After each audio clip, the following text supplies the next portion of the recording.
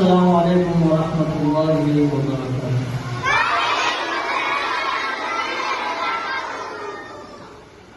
نحمده ونصلي ونسلم على رسوله الكريم، أما بعد فأعوذ بالله من الشيطان الرجيم، بسم الله الرحمن الرحيم۔ قل إن كنتم تحبون الله فاتبعوني يحببكم الله ويغفر لكم ذنوبكم والله غفور رحيم، صدق اللہ العظیم۔ میرے پیارے بچوں، سیرت کے حوالے سے نبی کریم صلی اللہ علیہ وآلہ وسلم کے سیرت طیبہ کے حوالے سے آپ کے سامنے کچھ ہسٹری اور کچھ سیرت رکھا جا رہا ہے۔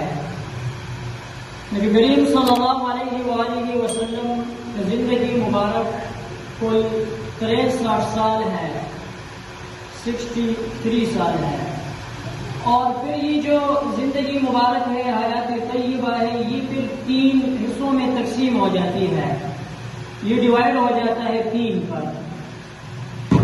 ایک حصہ ہے قبل النبوہ، نبوت سے پہلے مکی زندگی، یہ 1 سے لے کے 40 سال تک ہے، اور پھر نبوت کے بعد 40 سال سے لے کے 53 سال تک یہ بھی مکی زندگی ہے، لیکن یہ بعد النبوہ ہے، نبوت ملنے کے بعد ہے۔ تیسرے نمبر پہ مدنی زندگی ہے جو کہ 10 سال ہے، 53 سے لے کے 63 سال تک ہے۔ پھر یہ جو 3 ہے یہ بھی 3 پر پھر تقسیم اور ڈیوائڈ ہو جاتا ہے، اس کے پھر 3 حصے ہیں، ہر ایک کے 3 حصے ہیں۔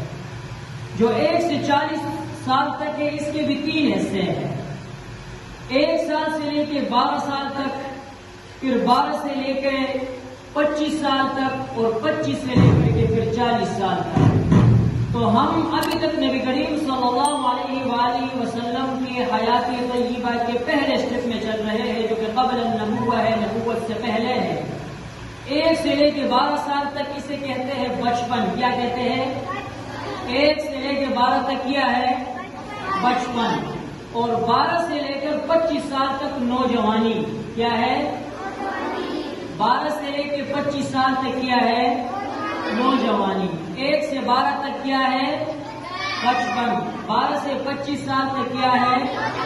نوجوانی، اور 25 سے لے کے 40 سال تک یہ جوانی ہے، کیا ہے؟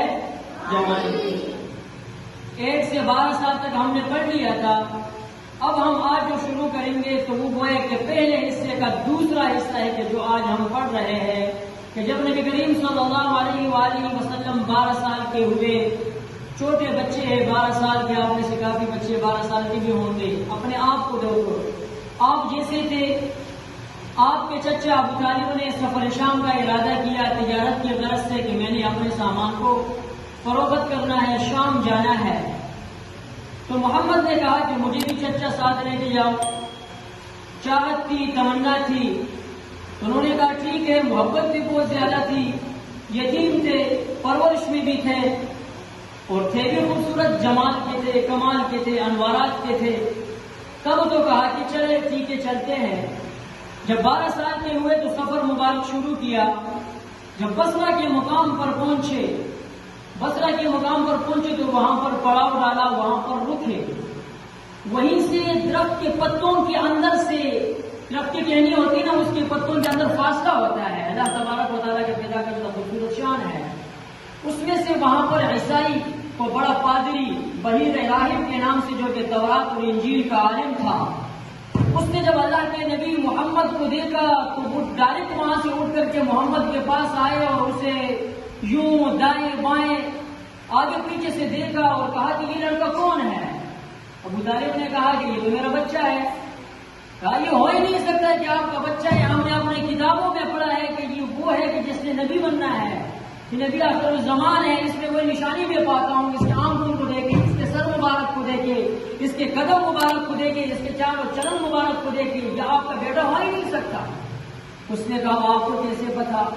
اس نے کہا ہم نے اپنی کتابوں میں پڑھا ہے کہ جو نبی آخر الزمان آئے گا وہ یتیم ہوگا، اس کا باپ ہوگا ہی نہیں، وہ پہلے سے فوت ہو چکا ہوگا، تو آپ کیسے کہہ رہے کہ میں اس کا باپ ہوں؟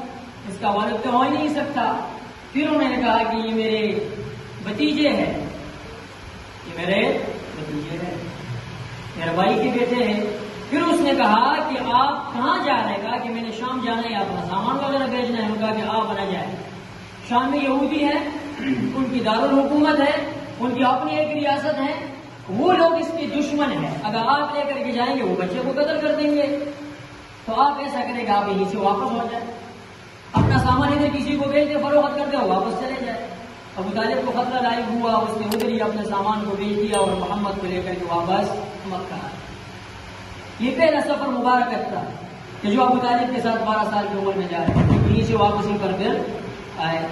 تو باقی انشاءاللہ آپ کے سامنے کل بیان کریں گے، جو کچھ سنا اللہ تبارک و تعالیٰ اس کو سمجھنے کی اور اس پر عمل کرنے کی توفیق عطا فرمائے۔ السلام علیکم ورحمۃ اللہ وبرکاتہ۔